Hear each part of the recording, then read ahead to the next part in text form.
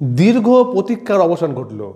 অবশেষে ঘোষিত হলো চ্যাম্পিয়ন ট্রফির জন্য এবং ইংল্যান্ডের বিরুদ্ধে ওয়ানডে সিরিজের জন্য 15 সদস্যের ভারতীয় দল। দীর্ঘ একটা টালবানা চলছিল যে ভারতীয় দল কবে ঘোষিত হবে, কারণ ইতিমধ্যে 6টি দেশ তাদের দল ঘোষণা করে দিয়েছিল। তো ভারতও তাদের দল ঘোষণা করলো। দল থেকে বাদ পড়লেন মোহাম্মদ সিরাজ এবং দলের জায়গা হলো না সঞ্জু স্যামসনের।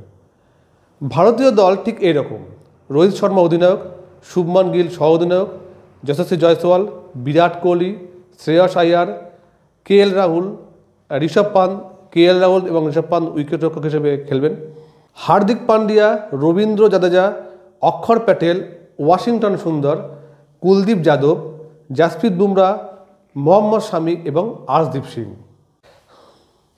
ইংল্যান্ডের বিরুদ্ধে প্রথম দুটি ওয়ানডেতে সম্ভবত জাসপ্রীত বুমরা চোটের জন্য খেলতে পারবেন না। সেই জন্য 16তম সদস্য হিসেবে হর্ষিত রানাকে দলে রাখা হয়েছে শুধুমাত্র এই ইংল্যান্ড সিরিজের জন্য।